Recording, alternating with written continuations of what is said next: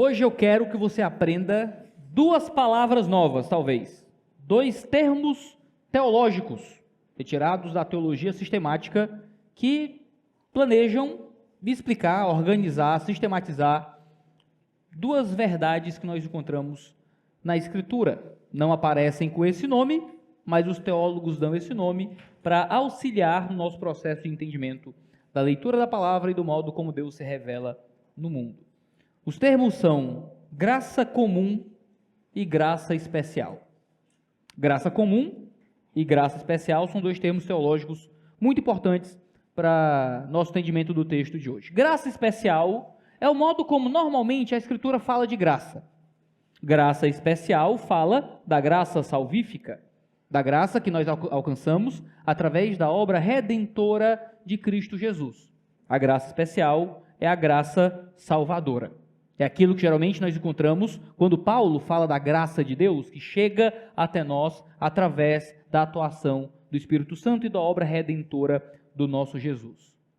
Graça é alcançada através da fé, é através da graça que nós somos salvos. Isso é dom de Deus. Isso é chamado graça especial. Mas existe uma graça chamada de graça comum. Geralmente não é o uso teológico, não é o uso bíblico de graça da Escritura. Você não vai encontrar constantemente o termo graça sendo usado na Bíblia como referência a essa graça comum, mas esse é o termo que é usado na teologia para falar daquilo que há de bom, daquilo que há de correto e de justo, que é comum a todos os homens. Existe uma graça de Deus que alcança toda a humanidade. Por exemplo, quando Jesus ordena que nós amemos os inimigos, um dos motivos é que Deus faz com que a chuva caia também sobre o campo do ímpio, faz com que o sol se levante sobre o campo do ímpio. Existe um amor de Deus comum a todos os homens, que faz com que Deus manifeste ainda graça, até mesmo aos homens ímpios, ao ponto dos homens ímpios também agirem em resposta a essa graça. Veja, existe muita coisa boa produzida no mundo por homens que não têm Deus. O seu computador foi inventado por homens descrentes, talvez a sua roupa foi costurada por pessoas descrentes, talvez a alvenaria que organiza o teto sobre sua cabeça tenha sido construída por pedreiros que não eram cristãos.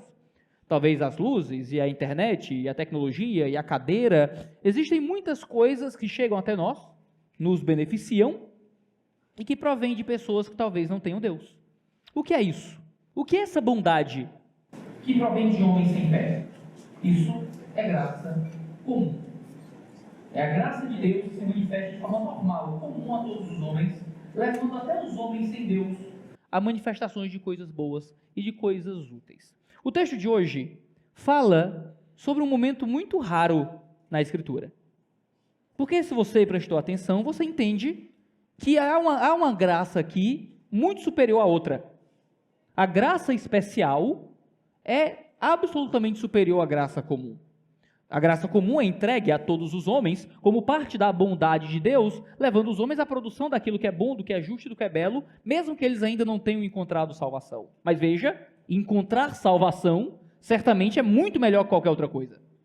Então a graça especial sempre é melhor do que a graça comum. Receber de Deus graça salvadora é sempre muito melhor do que receber de Deus um favor genérico que nos leva a agir com bondade e ao bem do mundo, mesmo ainda não tendo encontrado salvação. Jonas capítulo 1, do versículo 7 a 10, fala de um momento onde a graça comum pareceu ser melhor que a graça especial. Onde homens sem Deus, simplesmente através da graça comum de Deus, agiram de forma muito mais correta e muito mais justa do que alguém que recebeu a revelação e a graça especial de Deus. Aqui, Jonas. Se você ler comigo Jonas 1, 7, 8, 9 e 10, a gente vai ter o seguinte. Os marinheiros diziam uns aos outros: vamos lançar sortes para descobrir quem é o culpado deste mal que caiu sobre nós. Lançaram sortes e a sorte caiu sobre Jonas. Então lhe disseram: agora nos diga quem é o culpado por este mal que nos aconteceu. Qual é a sua ocupação? De onde você vem? Qual é a sua terra? E de que povo você é? Jonas respondeu: eu sou hebreu e temo o Senhor, o Deus do céu, que fez o mar e a terra. Então os homens ficaram com muito medo e lhe perguntaram: o que é isso que você fez? Pois aqueles homens sabiam que Jonas estava fugindo da presença do Senhor, porque ele lhes havia contado. De 6 formas desse texto, foi melhor ser pagão. De 6 formas, nesse texto, foi melhor ser pagão. Primeiro, os ímpios nesse texto, os pagãos nesse texto, estão preocupados com a vontade divina, enquanto Jonas está em oposição consciente à vontade de Deus. É isso que a gente vê logo no início. Os marinheiros diziam uns aos outros: vamos lançar sortes para descobrir quem é o culpado deste mal que caiu sobre nós. A cena passada, que a gente viu no sermão do domingo anterior, é o capitão falando com Jonas, sendo voz de Deus na vida de Jonas. Agora, as cortinas se fecham e abrem no convés com os marinheiros falando uns com os outros, e eles tomam uma decisão: vamos jogar sortes, lançar sortes, para tentar descobrir quem é o culpado desse mal que recai sobre a gente. Eles parecem ter entendido que aquela tempestade era tão intensa que não podia ser natural. Havia algo divino ali. Tirar sortes era algo muito comum, tanto nas religiões pagãs, como no próprio judaísmo no Antigo Testamento. Existiam muitas formas de fazê-lo. A mais famosa que aparece na vida sacerdotal de Israel era o Urim e o Tumim, que eram pedras de cores diferentes, que basicamente significavam sim e não, e eles iam jogando aquilo, tirando pedras sem saber qual, dizia sim ou não, dependendo de qual fosse a pedra. Aqui esses homens estavam preocupados em descobrir a vontade de Deus, e por isso lançam sortes. Existem vários exemplos bíblicos disso acontecendo por todo o Antigo Testamento, e até no livro de Atos, na escolha de Matias como um apóstolo para substituir Judas. É um método bíblico até, mas muito comum dentro de outras religiões. Esses homens estão preocupados em descobrir a vontade de Deus, mesmo sendo homens pagãos, adoradores de falsos deuses. Eles querem se submeter àquilo que as divindades tinham para dizer. E mesmo sujeitos a falsos deuses, estavam preocupados, buscando a vontade de suas divindades. Jonas, por outro lado, era o homem que ouve a voz de Deus. Jonas não precisava lançar sortes. Jonas já havia ouvido o próprio Deus falar com ele diretamente. E sendo um homem dotado da graça especial, tendo ouvido a própria voz de Deus, escolhe fugir. Homens ímpios e sem Deus, preocupados com a vontade dos seus deuses, preocupados com a vontade de suas falsas divindades, enquanto o homem de Deus, o profeta do Deus vivo, ouve a vontade de Deus e foge dela. Não é assim que a gente encontra às vezes no mundo? Gente que não tem a mesma maturidade do que a gente, não tem a mesma revelação de Cristo do que a gente, não tem o mesmo conhecimento teológico, não tem escola bíblica dominical, não tem culto de oração, não tem nada. Mas na hora do aperto, corre para Deus. Tenta achar uma forma de ouvir o Senhor. Vai atrás de um profeta, vai atrás de uma vigília, vai atrás de alguém que traga uma revelação, abre a Bíblia no aleatório para ver se cai num versículo que ajude, está tentando ver se Deus indica alguma coisa.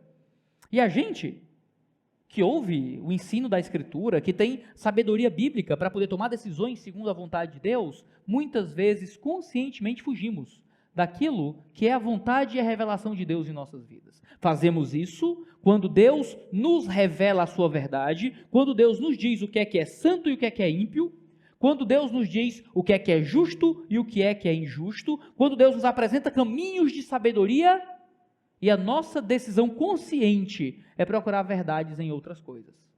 É buscar o caminho do pecado, é buscar o caminho do erro. Temos a revelação especial e muitas vezes fugimos de Deus mais do que aqueles que só possuem uma revelação geral do Senhor. Esses homens estão preocupados por causa do mal que caiu sobre eles. Veja, é isso que eles dizem: vamos lançar sortes para descobrir quem é o culpado desse mal que caiu sobre nós. Veja, esse é o segundo momento em que a palavra mal aparece no livro. A primeira vez que aparece é sobre Nínive, que é uma cidade mal de Nínive, né? Mas agora fala daquilo que Jonas trouxe sobre aqueles homens. Justamente porque quando fugimos de Deus e fugimos da revelação especial de Deus, nós nos tornamos muito parecidos até com aquilo que rejeitamos. Jonas não quer ir a Nínive, porque Nínive causou mal a Israel. Mas fugindo de Nínive, agora Jonas causa mal aos gentios que estão do lado dele. E ele se aproxima daquilo que ele rejeita. Às vezes a gente foge de Deus, a gente foge da revelação do Senhor, a gente não quer fazer aquilo que Ele nos comissiona, porque a gente não quer ser alguma coisa. Aquilo nos causa medo, nos causa temor, a gente não quer ser transformado realmente pela vontade de Deus. Sabe o que acontece? A gente simplesmente piora. A gente tem medo do que cumprir a vontade de Deus pode causar em nós. Nossa, é muito difícil, quanto sofrimento, quanta dor, e a verdade é que a gente acaba se tornando instrumento de sofrimento e de dor. Quando a gente foge de Deus, a gente acaba atraindo mais sofrimento e mais dor sobre si. Veja, Jonas também estava recebendo daquele mal. Então, ao fugir do mal de Nínive, ele encontra o mal da tempestade. Porque quando nós fugimos da dor de obedecer a Deus, a gente cai na dor da desobediência. Veja, obedecer a Deus é difícil, mas desobedecer a Deus é terrível. O que a gente escolhe? Se a gente simplesmente foge daquilo que parece amedrontador, simplesmente porque nos causa medo, a vontade de Deus parece terrível e assustadora para a minha vida. Nossa, eu não posso ser fiel na minha vida sexual sendo solteiro já na velhice, nunca vou morrer sem intimidade física. É muito terrível ser crente. Nossa, como eu vou me submeter e continuar vivendo em um casamento tão difícil, mesmo com meu marido ou com minha esposa não mudando nunca? Nossa, é terrível ser crente. Como eu vou ser fiel nas minhas contribuições? Se eu poderia usar esse dinheiro para outras coisas? Nossa, como é difícil cumprir a vontade de Deus. Sabe o que é mais difícil, meu querido? É desobedecer. É fugir daquilo que Deus espera de você. Porque quando você foge do mal da obediência, você encontra o mal da desobediência. E o mal da desobediência recai sobre você, recai sobre aqueles que estão no seu barco, e o que sobra, muitas vezes, é a exposição de que você é o culpado e o mergulho em águas profundas por causa da desobediência. Os ímpios estão preocupados com a vontade divina. Jonas está em oposição constante, deliberada à vontade de Deus e traz mal a si e aos outros por causa disso. Em segundo lugar, os ímpios acreditam e seguem o resultado da vontade divina, enquanto Jonas nega a atitude correspondente à crença, que seria obedecer a Deus. Diz que eles lançaram sortes e a sorte caiu sobre Jonas. A sorte cai sobre Jonas e então, agora, eles questionam Jonas e agem de acordo com aquilo que aconteceu. Procuramos a vontade de Deus recai sobre Jonas, e então nós questionamos Jonas, e agora a gente vai até Jonas. Por quê? Porque se a vontade de Deus era que eles entendessem que Jonas era o culpado daquele mal, então era até Jonas que eles deveriam ir. No entanto, Jonas já possuía uma revelação muito superior, muito maior do que simplesmente o lançar de sortes, e ele não vai até aqueles que Deus o comissiona. O lançar, talvez, de duas pedras, uma preta e uma branca, dizendo sim ou não de Deus, fez com que ímpios, pagãos e gentílicos fossem até Jonas, enquanto Jonas, recebendo a própria voz de Deus como profeta do Deus vivo, não vai até os ímpios, até os descrentes que Deus os comissionou. Aqui os ímpios são mais missionários do que o crente. Aqui os ímpios estão mais preocupados em ser missionários do que o próprio servo do Senhor. Você já viu gente viciada em política? Aquele pessoal que parece que não virou eleitor, não é? Não é que ele vota, é que ele se devota. Não é que ele vota no fulano ou no cicrano. É que virou a vida dele. É cicrano ou nada, é o político A ou nada, é o partido A ou o fim do mundo. E não importa o contexto, está tentando te convencer a votar no fulano. Eu estou no meu canal do YouTube fazendo entrevistas com todos os pré-candidatos à presidência. Estou entrevistando todo mundo. E sempre que eu entrevisto alguém, entrevisto o candidato ou outro, aparece alguém dizendo, ei, Tiago, tem que votar no fulano. Aí tentam me convencer a votar no último que eu entrevistei, né? E, meu irmão, você não tem noção como fã de político é missionário. O cabo é missionário. Você entra na rede social dele, tá com a foto do político. O nome dele é rede social, político não sei o quê. É um trocadilho com o nome do político, é político e o nome da segurança pública, político não sei onde, nome do Estado. E você entra no perfil, é defendendo que aquele político é bom, é falando mal do outro, e mesmo é para todo mundo. Aí sabe o que é que me constrange? Esses caras aceitam se tornar o chato do rolê para falar de política. Eles apagam a própria identidade para te convencer a dar um voto. E a gente que tem um reino eterno, que tem o rei que virá para reinar para sempre, a gente não chega nem perto. A gente não chega nem perto. É uma vergonha que petista seja mais missionário que crente. É uma vergonha que bolsonarista seja mais missionário que crente, que cirista seja mais missionário que crente, ou qualquer um. A gente tinha que ser o chato do rolê. A gente que tinha que estar lá o tempo todo convencendo que Jesus é melhor, que Jesus é maior. Aí é ano de eleição e é todo mundo falando de política, até a gente. Aí vai para o rolê da família, é a gente tentando convencer os outros de quê? Do voto. Nunca de Cristo. Raramente de Cristo. A gente sai e os colegas tentando convencer os outros do quê? De suas preferências, dos seus gostos. Aí você senta, é alguém tentando te convencer a comprar um produto, te convencer sobre certas formas de ganhar dinheiro, tentando te falar sobre um investimento, e todo mundo está ali evangelizando, e tentando convencer daquilo que ama, daquilo que gosta, daquilo que prefere. E a gente está o quê? Muitas vezes passivo, diante de um mundo profundamente missionário. Não se engane, seus professores da faculdade são grandes missionários, pregando aquilo que é a sua ideologia e sua visão de mundo. Seu patrão é um missionário sobre a visão dele sobre mercado e sobre dinheiro, e nós somos o quê? Pessoas muitas vezes levadas pelo vento, que não entenderam que nós temos uma revelação especial que nos faz profetas do Deus vivo. Você pode gostar do seu político, Jesus é a sua mensagem. Você pode gostar do seu método de investimento, Jesus é a sua pregação. Você pode ter as suas preferências no mundo. Veja, nós somos enviados pelo próprio Deus para pregar o nome de Cristo acima de qualquer coisa. Enquanto o mundo é missionário em seus projetos pessoais e humanos, nós deveríamos ser muito mais, a partir de uma mensagem que destrona os reinos desse mundo, que faz com que essa existência seja reduzida a nada, porque vai vir aquele diante de quem os montes vão tremer e as montanhas derreterão. Aquele que pelo poder de sua voz vai calar cada um dos sussurros humanos.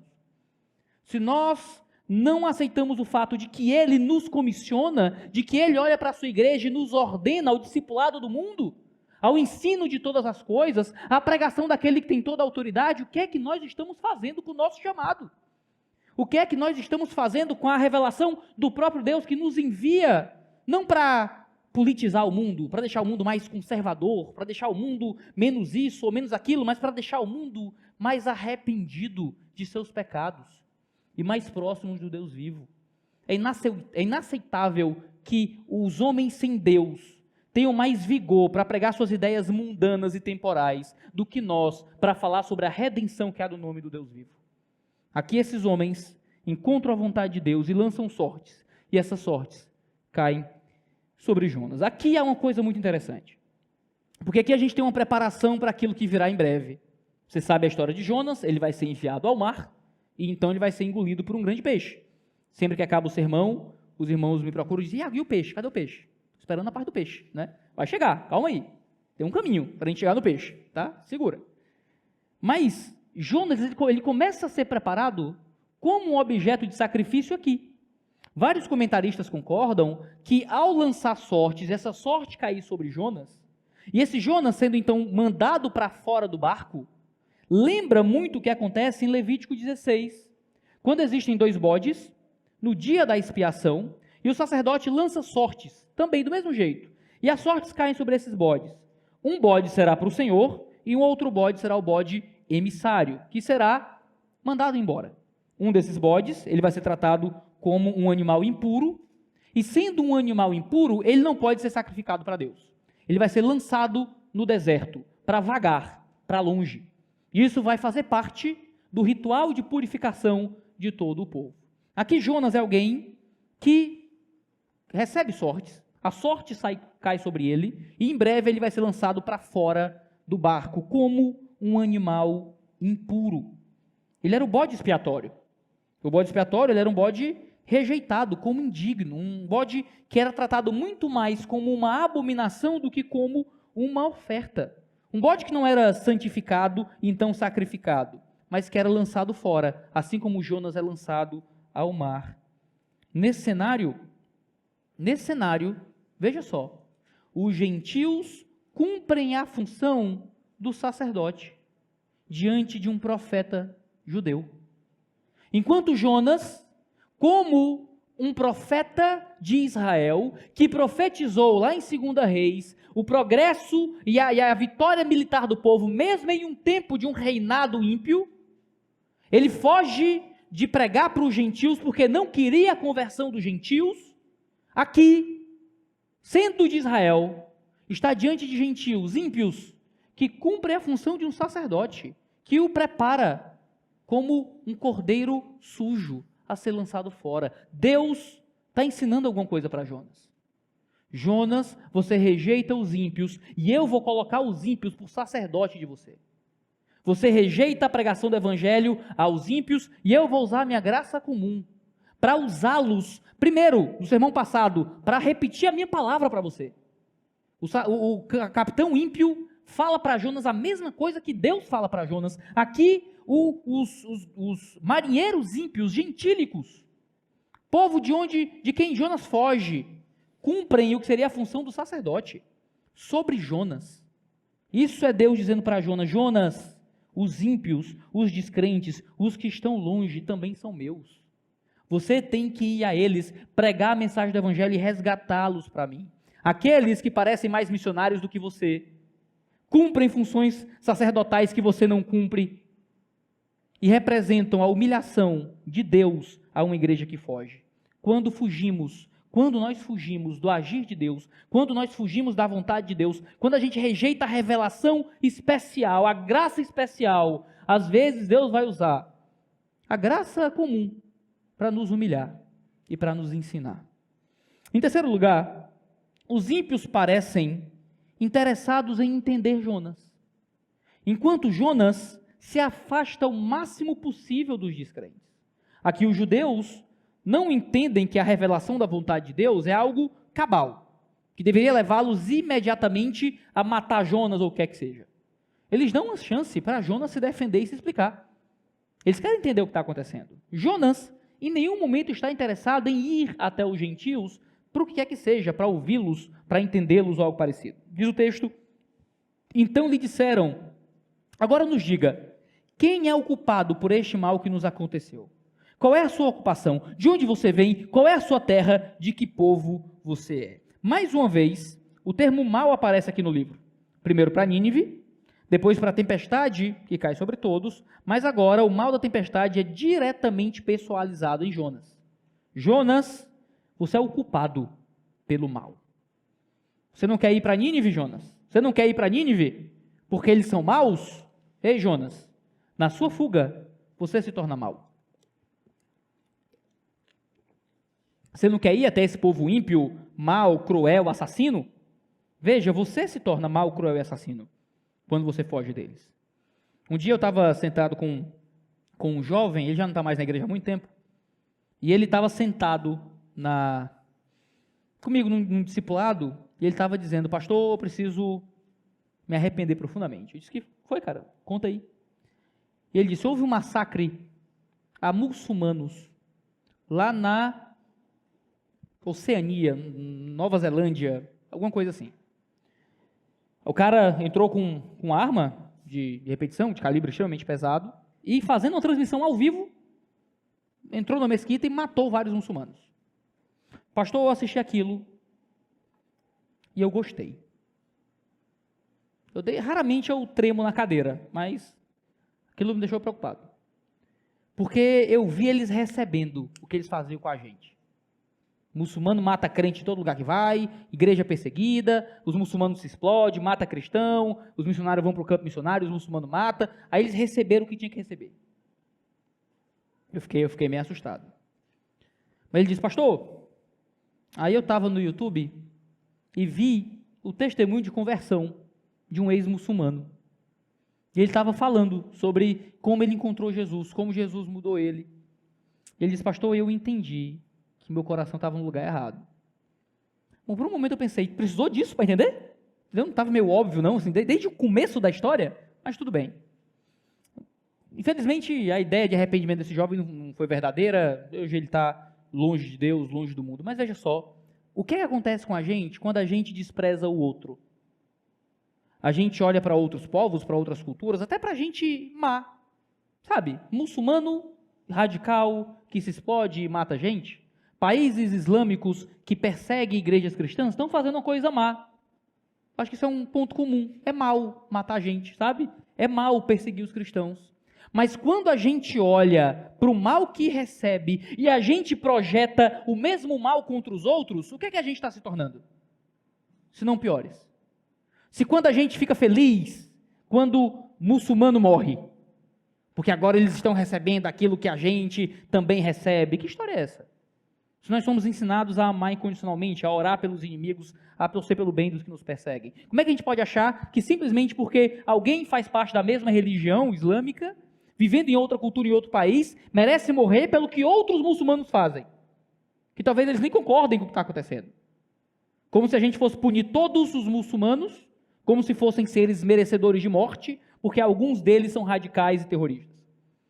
O povo lá que foi assassinado estava fugindo da guerra e da perseguição também. Ali foram vítimas de um homem cruel e mau. E quando nós, cristãos, certo? Estou falando de alguém de dentro da igreja, que vem para culto, acha correto, acha bom a morte dos inimigos, acha bom o assassinato dos que são maus, isso é nós participando da maldade.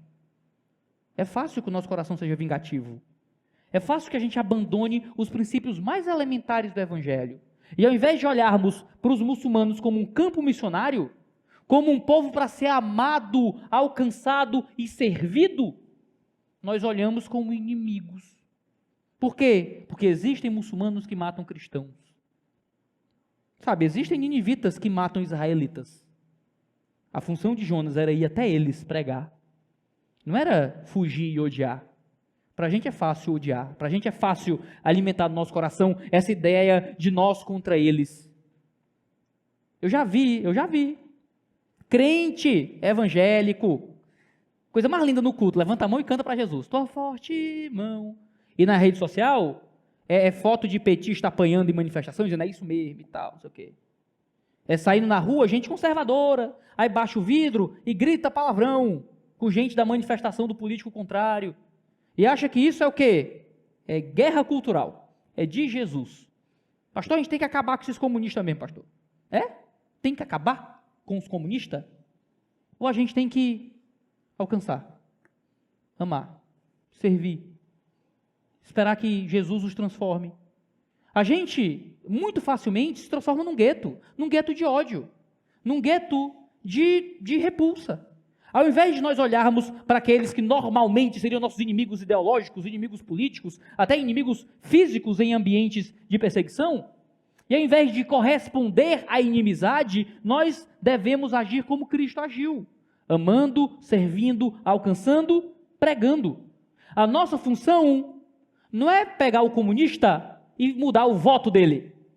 Nossa função é pegar o comunista e mudar a fé dele. Nossa função não é pegar o homossexual e heterossexualizá-lo. Nossa função é alcançar o homossexual e transformá-lo num servo de Jesus e trazer fé. Porque o problema do comunista não é ele ser comunista, é ele rejeitar Jesus. O problema do homossexual não é ele ser homossexual, é ele rejeitar Jesus. O problema de qualquer pessoa que tenha qualquer posição não é outra, senão rejeitar Jesus.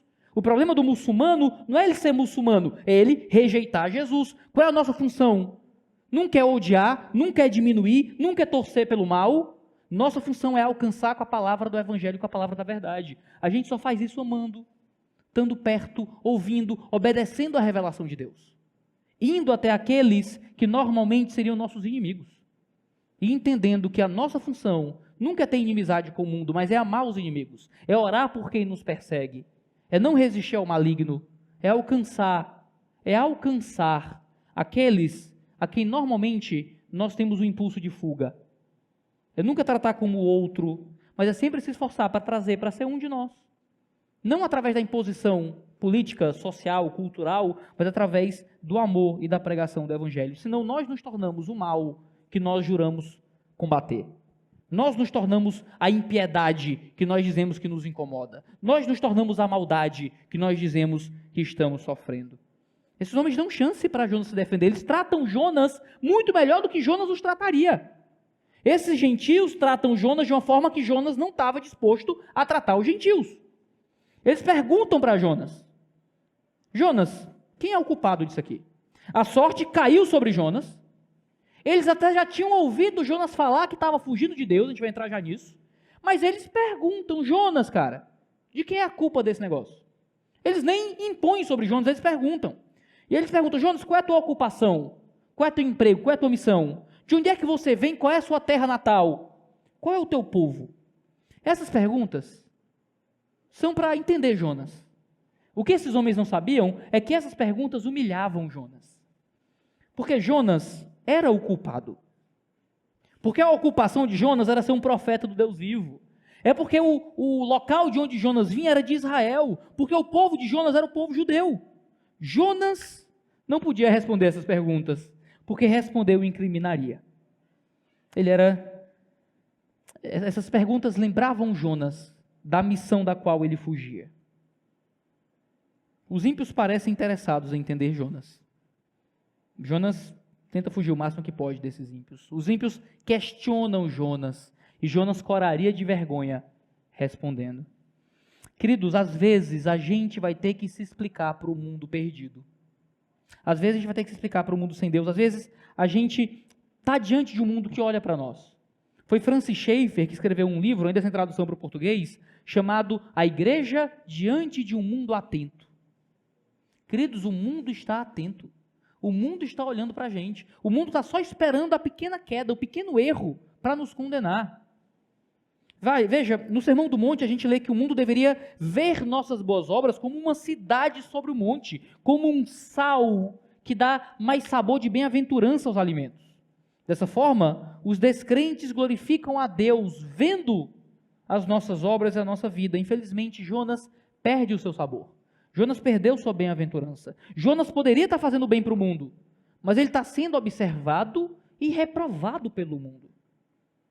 Se os dois maiores mandamentos são amar a Deus sobre todas as coisas e o próximo como a nós mesmos, Jonas deixa de amar corretamente a Deus. E deixando de amar corretamente a Deus, Jonas deixa de amar o próximo corretamente. Ao invés de Jonas promover bondade, justiça e misericórdia, Jonas promove uma tempestade de intempéries sobre os outros. Se nós, como igreja, que deveríamos promover o bem, nos tornamos agentes de mal para o mundo, queridos, a gente vai ter que se explicar para os descrentes. A gente vai ter que se explicar para homens e mulheres sem Deus, porque o mundo vai cobrar de nós também. No último dia, o mundo vai ser testemunha das nossas ações e da nossa omissão, da nossa fuga. Poderíamos ter ido levar. No último dia, nossos pais serão testemunhas pela nossa falta de pregação do Evangelho. No último dia, nossos colegas de faculdade vão ser testemunhas contra nós pela nossa omissão. Muitas vezes, a nossa conta bancária, os nossos bens, os nossos passeios, as nossas viagens, os nossos luxos serão testemunhas contra nós, quando estivermos diante de Deus, por não termos ido e investido em ir até aqueles que precisam da pregação do Evangelho. O mundo nos questionará, e nós vamos responder não só para o mundo, mas para Deus, por cada uma das nossas fugas da missão que Deus nos colocou. Em quarto lugar, os ímpios agiram com justiça, mesmo adorando a deuses falsos, enquanto o verdadeiro profeta do verdadeiro Deus age com covardia. É o que o texto diz. Jonas respondeu: eu sou hebreu e temo o Senhor, o Deus do céu, que fez o mar e a terra. Essa é uma resposta muito intrigante. Quando a gente lê esse texto hoje, de forma moderna, a gente lê hebreu, e o que a gente imagina? A gente tem toda uma carga teológica em cima desse nome hebreu, cheio de aula, de história do Antigo Testamento, a gente leu a Bíblia inteira. O que é um hebreu? É o povo judeu, o povo de Israel e tudo mais. No tempo, no entanto, em que Jonas responde isso, dizer que ele é hebreu tem um significado um pouco diferente. Vários comentaristas vão concordar também que hebreu naquele tempo não localiza Jonas de forma muito precisa. Se dizer hebreu, não o localiza como pertencente a nenhum lugar em particular, como assírio ou como ninivita, não o localiza como parte de nenhuma linhagem em particular, como israelita ou judeu faria, filho de Israel e filho de Judá, mas ao se dizer hebreu, ele está se enquadrando de modo muito genérico a um grupo de povos que existia naquele tempo, de forma que hebraico sequer ainda era uma palavra para designar uma língua nesse período. Então, ao se dizer hebreu, ele não está se remetendo nem a Abraão, ele está se remetendo a povos muito anteriores de Gênesis 11, que evoca Éber. Então, a gente tem Jonas se identificando de forma completamente neutra, completamente genérica. Além disso, se dizer hebreu, provavelmente significava se dizer alguém que não tinha uma etnia muito clara, mas que era de um status social muito baixo. No uso de hebreu na escritura em outros documentos antigos, se dizer hebreu tinha a ver com se dizer com um povo errante, ainda sem terra, sem classes sociais muito grandes. Quando os filhos de Israel em Gênesis ainda não eram uma nação, eles se diziam hebreus e tinham sentido de se dizer como escória, como um povo pequeno, sujo. Em Êxodo, a palavra hebreu ocorre na boca de um egípcio, significa estrangeiro, peregrino. Mais tarde, quando os filisteus chamam os israelitas de hebreus, tem o sentido de gente que desertou do exército, que está perdido sem uma pátria em si. Quando o Senhor é dito o Deus dos hebreus diante do povo egípcio, o sentido é que ele era o Deus dos fracos, dos pobres, dos estrangeiros, dos que não eram ninguém. Então, quando Jonas se diz, eu sou hebreu, no período em que ele diz, é como se ele estivesse dizendo, eu não sou ninguém em particular. Eu não sou ninguém em específico. Eu sou de um povo pobre, errante, sem muitos recursos, um tanto desconhecido, um tanto genérico. Ele talvez esteja se dizendo como um escória, um desprezado. Ele não se identifica das formas como ele poderia se identificar como parte do povo eleito. Parece que ele não quer dizer que ele é do povo eleito. Ele não quer dizer que ele é de Israel. Ele não quer dizer que ele é judeu. Ele não está, querendo queimar o filme, talvez, e dizer, olha, eu estou fugindo, sou a causa do mal, mas eu sou da raça eleita, hein? Do povo escolhido, aleluia. Parece que ele tem vergonha de dizer quem ele é. Mas ele identifica o seu Deus. Ele identifica o seu Deus. Ele não tem coragem de se identificar como parte do povo, mas ele identifica aquele que o colocou nessa situação. Ele chama Deus pelo seu santo nome, Jeová. Aqui a gente tem Senhor nas nossas traduções, mas o que a gente tem no hebraico é exatamente as letras que formam o nome de Deus. Ele diz, eu não sou ninguém especial, mas eu sou um qualquer que serve a Jeová. Porque no fim das contas, para Jonas era isso que importava. Não é quem ele era, mas era quem Deus era no meio daquela confusão. O problema não é que ele estava fugindo, é que ele estava fugindo do único Deus verdadeiro. Ele diz que ele é Jeová, o Deus dos céus, e aqui era uma designação muito comum ao modo como o Antigo Testamento descrevia o Deus de Israel, mas ele é o Deus dos céus que criou o mar e a terra. Geralmente, quando você encontra na Escritura, a ordem é invertida. Ele é o Deus dos céus que criou a terra e o mar. Aqui Jonas inverte a ordem meio que para dizer, ele criou o mar e a terra. Ele criou o local onde a gente está. Eu estou fugindo do Deus que criou o mar. O que não parece uma ideia muito inteligente. Eu estou num barco fugindo do Deus que criou o mar. O Salmo 95, de 3 a 5, diz assim, porque o Senhor é Deus supremo e o grande rei acima de todos os deuses. Nas suas mãos estão as profundezas da terra e as alturas dos montes lhe pertencem. Dele é o mar, pois ele o fez. Obra de suas mãos os continentes. Os falsos deuses geralmente eram deuses muito específicos, de locais. É o Deus do sol, é o Deus da colheita, é o Deus da tempestade, é o Deus da justiça, é o Deus do vinho, o Deus disso, o Deus daquilo. Os antigos acreditavam praticamente em 3 tipos de deuses. Você tinha os deuses familiares, você tinha os deuses pessoais e os deuses nacionais. Então, você tinha um Deus que era seu, pessoal, você tinha um Deus que era da sua família, você tinha um Deus que era da sua nação. De toda forma, os deuses eram profundamente localizados, tanto na geografia quanto no campo de atuação. Então, o Deus da colheita atuava nas colheitas, não atuava no solo. ou na chuva, ou no sol, era na colheita.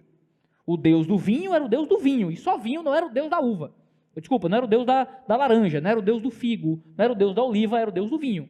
E o Deus de uma geografia não era o Deus de outra geografia. Se você lembrar de Balaão, quando Balaão é levado a profetizar contra Israel e ele não profetiza aquilo que o rei queria, o que é que o rei faz? Leva ele para outro lugar. Não, vamos para cá, profetiza daqui. Aí ainda não é contra Israel. Não, agora vamos para lá, vamos profetizar ali. Por quê? Porque ele acreditava que a mudança de geografia mudaria a profecia. Porque os deuses atuavam em ambientes geográficos. Aqui Jonas está deixando claro que o Deus de quem ele fugia não era o Deus de um povo, era o Deus do céu. Que o Deus de quem ele fugia foi o Deus que criou o oceano, onde eles estavam. Não só o oceano, é o Deus que criou a terra, não tem como fugir dele. Esse Deus está no céu, esse Deus criou toda a parte molhada, esse Deus criou toda a parte seca, eu vou para onde? Eu estou fugindo dele. Essa é uma declaração muito séria. Jonas é um ninguém. Jonas é um ninguém, é um hebreu.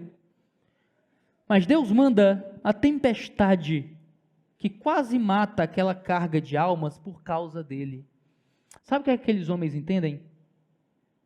Um Deus que criou os céus, que mora nos céus, não é um Deus que está preocupado com os homens. O Deus que criou o mar e que criou a terra se preocupa com um único homem que é o Zé Ninguém, dentro de um barco, ao ponto de criar uma tempestade tão forte. É um perigo fugir de um Deus desse. Esse não é um Deus qualquer. Esse não é um Deus muito ocupado com as coisas que ele está envolvido. Não é um Deus como os deuses pessoais, que se está ocupado atendendo um, não consegue atender o outro. Ele, Jonas, não era ninguém, mas foge do Deus que criou tudo. E o Deus que criou tudo se importa com ele na sua pequenez. Sabe, eu já ouvi muito colega de faculdade, quando eu era ainda estudante universitário, me dizendo: Iago, tem fome na África. Tu acha que Deus se importa do que tu está fazendo com tua namorada? Tem fome na África, tem um mal no mundo, assassinato. Olha o tanto de coisa que Deus tem para se ocupar. Vai ficar orando para Deus te ajudar na prova?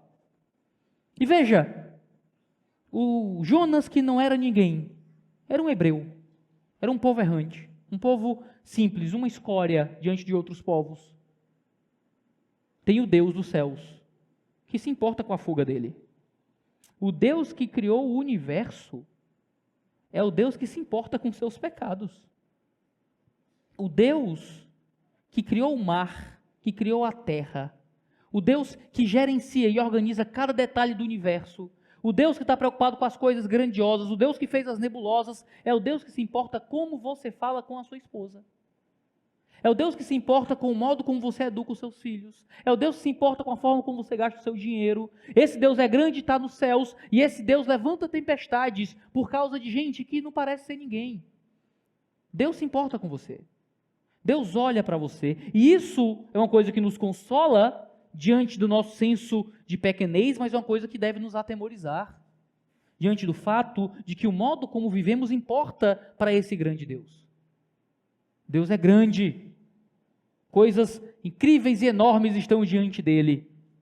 Mas a sua vida, pequeno como você acha que é, também está diante dele. Esses homens temem e se assustam. Temem e se assustam diante da revelação de um Deus tão poderoso. Por isso que, em quinto lugar, os ímpios entenderam que é Jonas quem os estava prejudicando ao fugir de um Deus tão poderoso. Enquanto Jonas só se preocupava em não ser prejudicado pelos ímpios. Deus envia Jonas a pregar a um povo violento e ele foge, porque não queria contato com aquele povo violento. Enquanto os ímpios entendem que, na verdade, Jonas é que estava sendo violento com eles ao fugir de Deus. É por isso que a gente lê no versículo: então os homens ficaram com muito medo e lhe perguntaram: o que é isso que você fez? Isso, o que é que você fez? Não é uma pergunta no sentido de dúvida. Rapaz, mas o que é que você fez? Né? Você fez o quê? Não, é uma palavra de condenação. É isso que Deus diz para Eva no primeiro pecado, em Gênesis 3:13. É isso que Deus diz a Caim no primeiro assassinato. É isso que Jacó diz a Labão quando Jacó é enganado. quando Labão o engana. É isso que Labão pergunta a Jacó quando Jacó foge, é o que Samuel pergunta a Saul, o que é que você fez quando descobre o sacrilégio de Saul? Essa pergunta, em todo o Antigo Testamento, representa uma condenação. E a gente usa isso no português, né? Macho, o que é que tu fez, cara? Como é que tu faz um negócio desse? É isso que eles perguntam, Jonas, como é que tu faz um negócio desse? Diz o texto, quando fala do relacionamento desses descrentes com a tempestade, que eles ficaram com medo. Aqui a palavra é igual, só que agora tem um qualificativo, diz que eles ficaram cheios de medo, ou com muito medo. Veja, esses homens ficaram com mais medo de Jeová do que da tempestade. Esses homens tiveram mais medo de Deus do que de morrer afogados. Jonas não, Jonas tem mais medo da tempestade do que de Deus. Enquanto esses homens têm mais medo de Deus do que da tempestade. Homens ímpios só tinham a graça comum. Enquanto Jonas, com a graça especial, parece que não entende. Queridos, os ímpios não conseguem acreditar que Jonas estivesse fazendo algo tão estúpido. Os ímpios não conseguem acreditar. Jonas está sendo repreendido por aqueles que ele deveria alcançar. Jonas está sendo repreendido por aqueles que ele deveria alcançar. Eu lembro uma vez, acho que estava no almoço, ou no café da manhã, não lembro exatamente, estava na mesa esperando a Catarina terminar de comer para começar o culto doméstico. Geralmente é esse que acontece. Eu como muito rápido, porque eu sou um guloso, geralmente estou morrendo de fome, aí eu como. Aí a Catarina está ali, aquela luta da Isa para alimentar a Catarina, ela quer mais brincar do que comer. Aí nesse meio tempo, que eu deveria fazer algo mais útil, conversar com minha família, sei lá, eu estou zapeando aqui no Instagram, na mesa. Aí eu vi a casa de um amigo meu. Eu tenho um amigo que é milionário. Milionário. Eu estava vendo a casa dele, ele mora numa mansão de vários andares. Tem uma academia na casa dele, e é uma casa bonita, clássica, piscina, um negócio meio vendo aqui a casa, vendo. Aí eu entrei no momento de confissão de pecado. Olhei para Isa e disse, Isa, olha, inveja, eu tenho muitos pecados, mas inveja não é uma coisa que costuma ser minha, não. Mas olha, eu estou com inveja da casa desse homem, ó. Rapaz, que casa, eu estou com inveja da casa dele. A Catarina que estava comendo imediatamente disse, papai, não diga isso, olhe para o céu. Tomei um susto, eu disse. Olhei para a Isa olhou para mim, a Isa disse o que qualquer esposa sábia diria, toma, né? Foi claro, obviamente. Catarina, obviamente, não faz a menor ideia do que estava me dizendo, mas Deus falou por meio daquela mulher, né? Deus falou por meio da minha filha, que nem sabia o que estava falando exatamente. Papai, para com isso, olha para o céu, né? Olha para o céu. Eu tinha que estar alcançando minha filha, eu estava me preparando para o culto doméstico. E estava minha filha, de 2 anos e meio, mandando olhar para o céu e não ficar olhando para as casas desse mundo. Veja, às vezes, aqueles que a gente deveria estar alcançando estão repreendendo a gente. A gente devia estar pregando para os nossos pais e a gente tem que ouvir os nossos pais nos disciplinando por causa dos nossos pecados e falhas.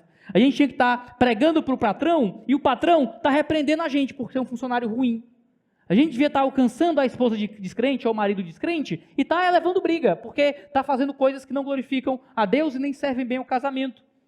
E a gente, ao invés de estar alcançando os colegas do racha com um comportamento crente, a gente está levando bronca, porque a gente, o crente, é o mais esquentado do racha. E aqueles que a gente deveria estar alcançando são aqueles que às vezes estão repreendendo a gente. O mundo muitas vezes vai nos repreender. Aqui as várias nações representadas.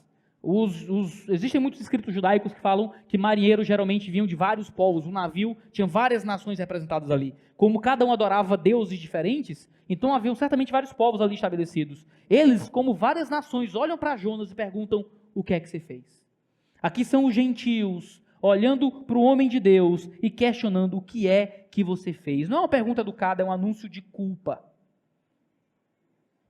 Veja, é claro que o mundo vive tentando achar uma desculpa para pegar a igreja. Eles querem pegar a igreja, vão aproveitar qualquer escorregão para nos destruir.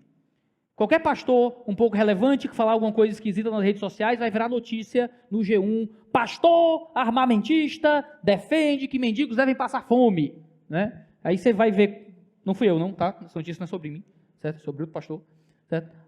As pessoas erram, falam alguma coisa de forma um pouco esquisita, às vezes dizem algo que não devia ser dito, cometem um deslize, e o crente vai ser tratado com uma dureza que eles nunca tratariam outro descrente. O mundo vai cobrar da igreja um tipo de tratamento, um tipo de postura que eles nunca vão cobrar deles mesmos. O mundo está só esperando a escorregada para se levantar contra a igreja. Só esperando a frase dita do jeito errado para vir com os cancelamentos e as buscas por justiça e tudo mais. Agora veja, apesar disso, mesmo assim, o mundo também pode ser instrumento de Deus para nos repreender com justiça, para nos corrigir com justiça. Quantas igrejas não acabaram sendo julgadas justamente pelos ímpios durante a pandemia? Na Coreia do Sul, eles estavam conseguindo fugir da Covid. Aí uma igreja neopentecostal maluca da Coreia do Sul entendeu que deveria ir para a China para profetizar contra a Covid. Mandaram um monte de gente para a China, voltaram e eles trouxeram a Covid para a Coreia do Sul. Uma igreja. Excelente testemunho do Evangelho, hein? Igrejas brigando para permanecer abertas durante a pandemia. Brigando, e o povo só não podia ir trabalhar, não podia ir para canto nenhum, mas a igreja não. A igreja tem que ficar aberta em locais onde as pessoas estão enterrando suas mães, enterrando suas tias, enterrando suas esposas, enterrando seus pais. E a gente, sem muita preocupação sanitária, fazendo culto sem máscara, não precisa disso, a gente tem fé, Deus nos protege, isso é o comunismo internacional tentando entrar na igreja e nos impedir de cultuar, que é isso, o STF se impondo sobre nós, e esse negócio todo, e o mundo olhando para a igreja e zombando da gente. Zombando da gente. A gente foi igreja, a igreja cristã evangélica no Brasil foi no STF dizer que era um absurdo a gente ser fechado. E sabe o que acontece? Tinha lá advogado homossexual, de movimento LGBT, humilhando a gente. Dizendo que isso era horrível, que a gente buscava um privilégio. Porque quando estava todo mundo junto sofrendo, a igreja queria ser diferente. Isso não é testemunho do evangelho. Quando a gente deveria ser o primeiro a abrir mão, o primeiro a se sacrificar, o primeiro a olhar para o mundo e amar o mundo e dizer, opa, tem que fazer um sacrifício? Eu quero ser o primeiro da fila. Tem que servir o mundo e fazer um sacrifício? A gente corta na própria carne. A gente vai na frente. A gente não quer ser o último da fila, a gente quer ser o primeiro. Para amar, para servir, para cuidar. Para amar, servir e cuidar. E a gente faz o quê?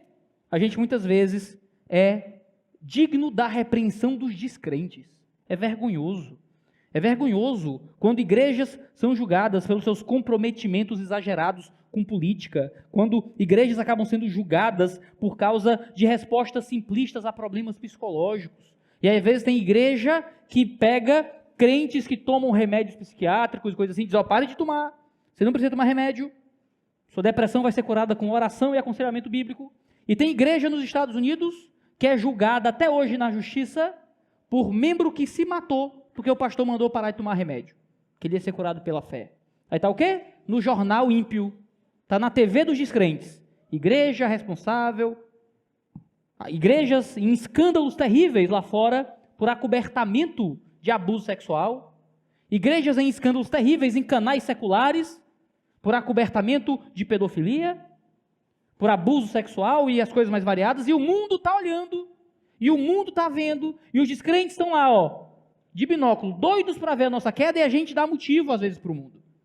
Deus não nos fez para sermos motivo da chacota dos descrentes. A gente tem que estar atento, com o olho aberto, sendo simples como as pombas, mas muito mais sagazes que as serpentes.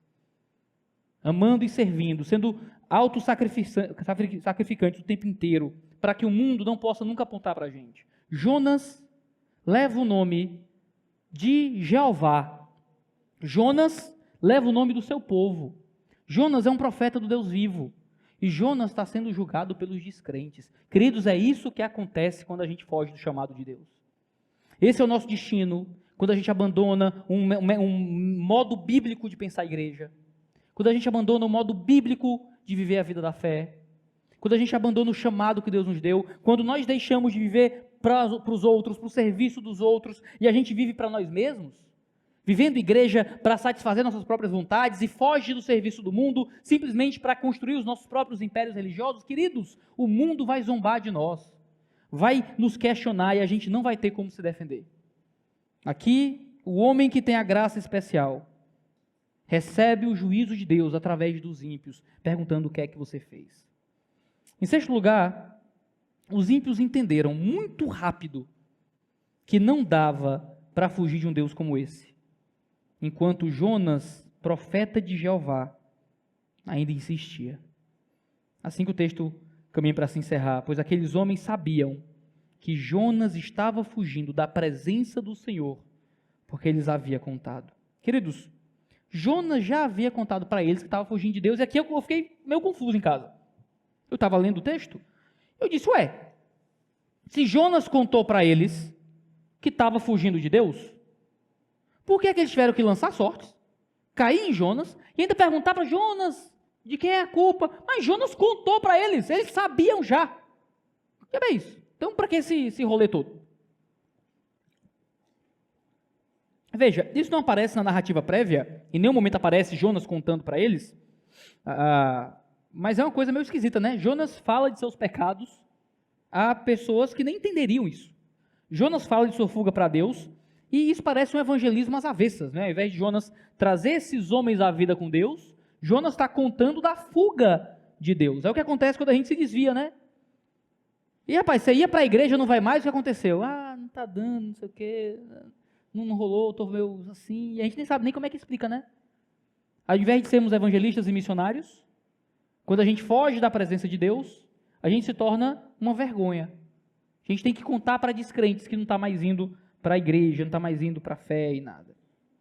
Na apostasia, a nossa carne tende a ser um pouco sincera. A gente abre coisas que o mundo não deveria saber. Mas veja, a virada na história aqui, para os marinheiros, que ouviram Jonas dizer para eles que eles estavam fugindo de Deus, a coisa muda de figura, quando eles entendem quem é esse Deus de quem Jonas está fugindo. A questão não é que ele estava fugindo de Deus, porque, veja, se um Deus é local, se um Deus tem uma atuação física, aqueles marinheiros também deviam estar fugindo de Deus a algum nível. Eles estão saindo da sua família, saindo da sua terra. Então eles não têm mais seus deuses nacionais, os seus deuses familiares meio que estão fora daquele território do mar onde eles se colocaram. Então fugir de Deus para esses homens é comum. Para o mundo, para o mundo, você deixar de ser tão fanático religioso é normal. Ninguém vai lhe cobrar muito. O problema é quem é esse Deus. Jonas havia dito para eles que fugia de Deus. Isso não significava nada para esses homens, até eles entenderem quem era esse Deus. É por isso que quando a tempestade vem sobre eles, embora todos saibam que Jonas está fugindo do Senhor, não lhes ocorre que Jonas é o culpado por outra coisa, senão não invocar o próprio Deus. Agora que eles entendem quem é esse Deus, muito rápido eles entendem que não dá para fugir dele. Não tem como escapar do Senhor. Porque Ele criou tudo, porque Ele criou o mar, porque Ele criou a terra, porque Ele está nos céus. Queridos, até os descrentes sabem, se os descrentes soubessem quem é esse Deus, eles correriam para Ele. Como é que nós, sabendo, podemos fugir dEle? Fugir da vida da fé, fugir de uma vida bíblica, fugir daquilo que Deus nos diz todos os domingos, que é a forma correta de viver diante dEle. Permitam-me encerrar dizendo o seguinte: nós, como crentes, diante da graça comum, devemos ter humildade no tratamento com os ímpios. Entender que existe um Deus que também fala através dos descrentes. Um Deus que nos dá conhecimentos científicos através dos descrentes. Conhecimentos antropológicos através dos descrentes. Que existe um Deus que dá conhecimento e informações importantes, até vindo de homens sem Deus. Você vai para a faculdade, você aprende medicina, você aprende enfermagem, a cuidar da saúde de pessoas, às vezes vindo de gente que não tem a mesma fé. Você aprende a ser um bom contador através de princípios que nem sempre vêm de um crente que te ensina. Você aprende coisas também de homens sem Deus, e a gente tem que ser humilde. Também de ouvi-los, de entendê-los, de saber que existe algo de Deus sendo revelado até mesmo nesses homens. No entanto, é apenas diante da graça especial, queridos, que a gente realmente encontra aquilo que importa. Porque Jonas não seria perdoado e redimido pela sabedoria de homens ímpios. Jonas não seria perdoado e redimido pela graça comum que aparece para ele nesses versículos. Não eram esses homens ímpios e gentios, que são usados por Deus, que iriam realmente transformar o coração de Jonas. O que transforma Jonas é uma revelação especial. Jonas foge da revelação especial, mas Jonas é salvo, perdoado e redimido por mais revelação especial. Então você está aqui e é descrente? Talvez você não seja membro de uma igreja, talvez seja ainda alguém que visita e que não tem firmado sua vida na fé, e escuta isso e diz, está vendo? A ver é melhor ser pagão do que ser crente assim. Mas veja,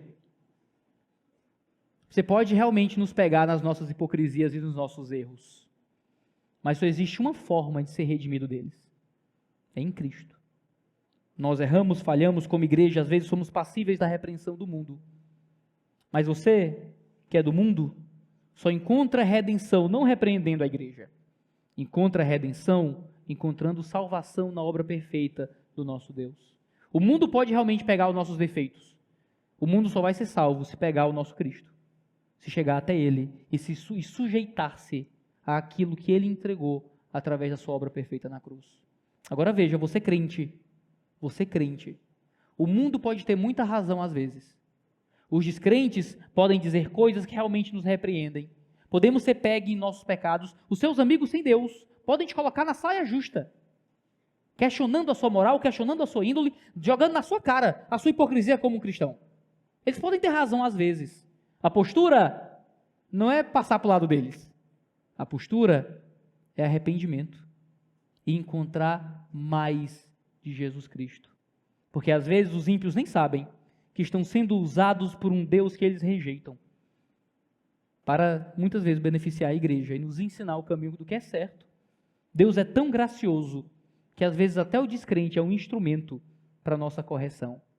Quando o descrente for instrumento para a nossa correção, nossa postura é baixar a cabeça, não ao descrente, mas ao Deus vivo, que nos repreende por muitos meios, que nos repreende de muitas formas, e corrermos, não a vida do descrente, mas corrermos ao único que pode nos perdoar, seja a nós ou ao descrente, que é Cristo Jesus, o nosso Senhor. Precisamos urgentemente nos submeter à graça especial, usar com sabedoria a graça comum, mas nos submetermos à obra perfeita que provém de Cristo, a única graça que é realmente salvadora. Vamos orar?